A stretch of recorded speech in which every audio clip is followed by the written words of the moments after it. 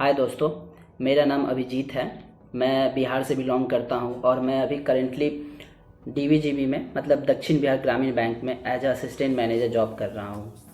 इससे पहले मैं उत्तर बिहार ग्रामीण बैंक में एज ए कैशियर जॉब कर रहा था। वहां 5 महीना जॉब किया था।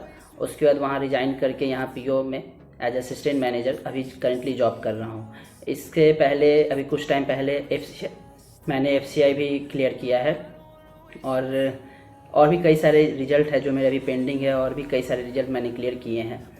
तो आज के इस ब्लॉग में मैं सबसे पहले तो ये बताऊंगा कि एक्चुअली में बैंक का तैयारी हमें कैसे करना चाहिए और किस तरह से बेसिक से करना चाहिए, ताकि मेरा जो फोकस हो और हम जो जॉब लेना चाहते हैं वो जल्दी से जल्दी मुझे लगे।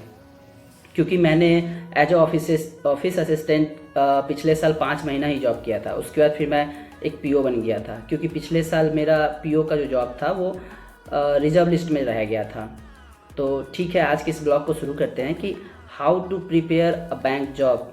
ठीक है, तो सबसे पहले तो कोई भी एक नया फ्रेशर जो भी तैयारी कर रहा है उसको कैसे करना चाहिए, उसको तो सबसे पहले अपने एक स्ट्रेटजी बनाना चाहिए कि कैसे हम करें, कैसे क्या करना है, किस चीज़ को कैसे पढ़ना है। इसका एक उसके मन में या उसके पास एक आइडिया होना चाहिए, एक प्लान होना चाहिए। तो इसके लिए सबसे पहले तैयारी करने से पहले आप इसका सिलेबस देखो, कैसे करते हैं, रीजनिंग का कैसे करते हैं, मैथ का कैसे करते हैं, इंग्लिश का कैसे करते हैं। क्योंकि बैंक में मेन फोकस जो होता है हमारा रीजनिंग, मैथ, करेंट अफेयर और इंग्लिश पे होता है। और हमारे बिहार में ऐसे भी है कि बहुत सारे बच्चे को इंग्लिश सबसे ज़्यादा कमज़ोर होता है। तो इंग्लिश का कैसे प्रिपेयर करना है ताकि मेरा जॉब जल्दी से जल्दी हो सके। क्योंकि बैंक का जॉब जो होता है रीजनिंग सबका अच्छा होता है, मैथ भी ज़्यादातर लोगों का अच्छा होता है। हम लोग जो फंसते हैं वो इंग्लिश में फंसते हैं कि इंग्लिश करते कैसे हैं, इंग्लिश में मार्क्स कैसे लाते हैं। इंग्लिश बोलना या इंग्लिश लिखना वो अलग होता है इंग्लिश में मार्क्स लाने से। क्योंकि यहाँ सिर्फ इंग्लिश बोलना हम लोग उतना ग्रामेटिकल नहीं देखते हैं बोलने में या लिखने में, लेकिन हमारे एग्ज़ाम में ये चीज़ ज़्यादा महत्व रखता है। तो सबसे पहले तो हम ये कहेंगे कि अगर आप तैयारी करना चाहते हैं तो सबसे पहले अड्डा 247 का एक चैनल है, जीरो टू हीरो। उस पर आपको ना रीजनिंग और मैथ का एक बेसिक चीज़ मिलेगा जो बेसिक से लेकर के हायर लेवल तक है।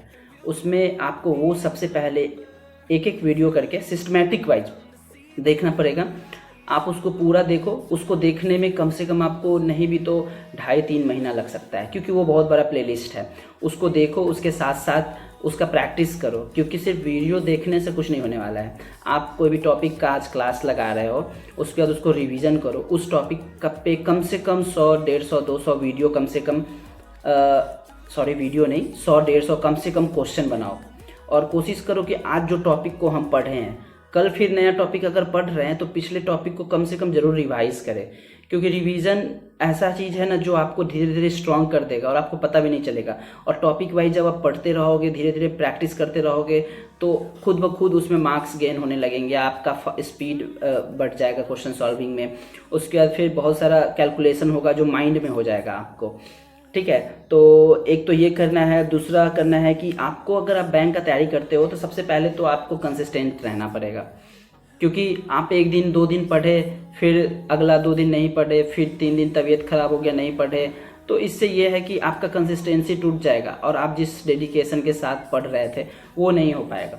तो सबसे पहले तो आपको एक ये करना है कि कंसिस्टेंसी के साथ हर दिन आपको पढ़ना है। तो इसके लिए ये होगा कैसे? तो सबसे पहले जब भी आप सो कर उठो ना, तो सबसे पहले आप अपना पूरा दिन का एक टू डू लिस्ट बनाओ कि आज मुझे सुबह से लेकर रात तक सोने से पहले तक करना क्या है। क्योंकि अगर आप ऐसे नहीं करोगे तो आपका दिन जो है फ्रूटफुल नहीं हो पाएगा। उसके लिए आपको एक अच्छा खासा टू डू लिस्ट बनाना पड़ेगा कि सुबह क्या करना है, कब मुझे नाश्ता करना है, कितना देर मुझे क्या पढ़ना है, कब क्लास लगाना है और कब सेल्फ स्टडी करना है। और हाँ, सेल्फ स्टडी सबसे ज़्यादा करना है। क्लास अगर 2 घंटा या 3 घंटा लगा रहे हो तो कोशिश करना कि कम से कम क्लास लगाने से 2 घंटा ज़्यादा होना चाहिए आपका सेल्फ स्टडी। अगर आप 2 घंटा क्लास लगा रहे हो तो कम से कम 5 घंटा आपका सेल्फ स्टडी होना चाहिए। क्योंकि इस बेसिस पे होगा कि आप जो क्लास किए वो तो टीचर जो बता रहे वो समझा रहे वो आपके माइंड में जा रहा है। और अगर आप सेल्फ स्टडी नहीं करोगे, उस पर कुछ भी क्वेश्चन नहीं सॉल्व करोगे, तो आपको आज तो समझ में आ जाएगा, लेकिन अगला 2-3 दिन के बाद आप वो चीज़ भूल जाओगे।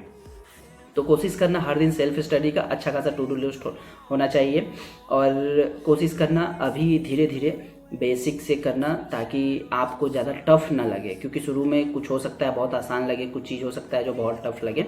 और अभी से ही इंग्लिश को लेकर कहेंगे कि अभी से रीडिंग देना शुरू कीजिए, उसको समझने का कोशिश कीजिए, और जो जो वर्ड मीनिंग नहीं होता है ना उसको ना लिखिए एक डायरी में। कोशिश कीजिए हर दिन 10 से 12 वर्ड मीनिंग को मेमोराइज करने का कोशिश कीजिए। ज़्यादा उसको रटना नहीं है, बस उसको पढ़ना है। अगर आप आज 10 वर्ड मीनिंग पढ़ रहे हो, कल भी 10 वर्ड मीनिंग पढ़ रहे हो, तो ऐसा होगा कि जब आप रीडिंग दोगे ना तो देखोगे कि आज जो आप वर्ड मीनिंग पढ़ रहे हो ना, तो धीरे धीरे वो चीज़ रिपीट होने लगेगा। तो ऐसे क्या होगा कि आपको रटना नहीं पड़ेगा और वो एकाएक याद हो जाएगा। मान लो कभी आप कुछ पढ़ रहे हो, ये वर्ड मीनिंग आप देखे, इसका मतलब आपको नहीं समझ में आ रहा, लेकिन आपको माइंड में है कि ये वर्ड मीनिंग हम अपने डायरी में लिखे हुए, अगर उसी वक्त आप उस वर्ड मीनिंग को देखोगे ना तो आपको वो हमेशा के लिए याद हो जाएगा। क्योंकि फिर अगली बार जब वो वर्ड मीनिंग याद आएगा, कहीं पे भी आएगा ना, तो आपको माइंड में ये आएगा कि हम इस वर्ड मीनिंग को देखे थे, तो इसका मीनिंग अपने आप आपके माइंड में आ जाएगा। ठीक है, तो पहले तो वर्ड मीनिंग, क्योंकि जितना अच्छा वोकैब होगा ना इंग्लिश में आपको उतना अच्छा फ़ायदा होगा। ठीक है, तो एक ये करो। उसके बाद फिर इंग्लिश रीडिंग तो करना ही है आपको, कम से कम ये करना है। और जीरो टू हीरो वीडियो जो है अड्डा 247 के एक प्लेलिस्ट में है, उसमें रीजनिंग और मैथ को कोशिश कीजिए कि लाइन बाय लाइन देखना, कि कोई भी एक क्लास को छोड़ के अगले क्लास पे ना जाइएगा। ठीक है, और उसके बाद फिर क्या करना है कि उसको प्रैक्टिस अच्छा से करना है। ठीक है, उसके लिए आप बहुत सारा आजकल फ्री का PDF भी मिल जाता है, टेलीग्राम पे भी मिल जाता है, यूट्यूब पे भी टीचर लोग पढ़ाते बहुत सारे हैं, तो उनका बहुत सारा क्वेश्चन सब होता है, वहाँ से आप रिवीजन के लिए तौर पे क्वेश्चन वीडियो पॉज करके उसका क्वेश्चन पहले खुद सॉल्व करके देखिएगा। ठीक है, रीजनिंग का रहा वो भी सीरियल वाइज कीजिएगा। और मैथ पे आते हैं। मैथ में है ना सबसे ज़्यादा लोगों को जो दिक्कत होता है वो अरिथमेटिक से होता है, क्योंकि स्पीड मैथ बहुत सारे लोग बना लेते हैं, प्रैक्टिस करके उसका स्पीड बढ़ा लेते हैं, लेकिन जिसका अरिथमेटिक अच्छा है ना उसका मैथ में ज़्यादा चांस होता है। और एक DI हुआ, DI बेसिक से शुरू कीजिएगा, DI भी बहुत अच्छा है, क्योंकि मेंस में जब आप जाइएगा ना तो स्पीड मैथ बिल्कुल भी नहीं दिखेगा आपको, वहाँ दिखेंगे तो सिर्फ आपको अरिथमेटिक दिखेंगे और DI के क्वेश्चन दिखेंगे। DI के क्वेश्चन बहुत लेंदी होते हैं, वहाँ पे है ना आपका स्किल चेक होता है कि आप कितना क्वेश्चन को सिलेक्ट करते हैं, किस क्वेश्चन को बनाते हैं, वहाँ पे ये सब देखा जाएगा। अगर आपका अरिथमेटिक का बेसिक अच्छा होगा ना तो मेंस का DI भी बहुत अच्छा जाएगा। ठीक है, तो ये कीजिए। ये तो अभी स्टार्टिंग वीडियो मैं आपको बता रहा हूँ कि एक्चुअली में स्टार्ट कैसे करते हैं, तो धीरे धीरे कीजिए कोशिश, हार नहीं मानना है, कंसिस्टेंसी के साथ लगे रहिए।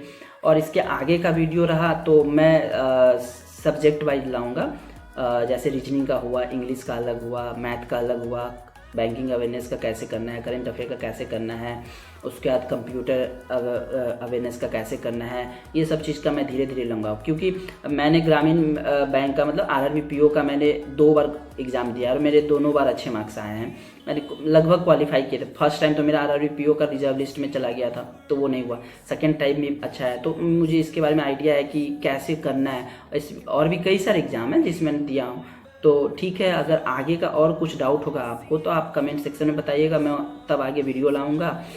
तब तक के लिए बने रहिए इस चैनल पे, और वीडियो अगर अच्छा लगा हो तो लाइक कीजिएगा, सब्सक्राइब कीजिएगा। Thank you.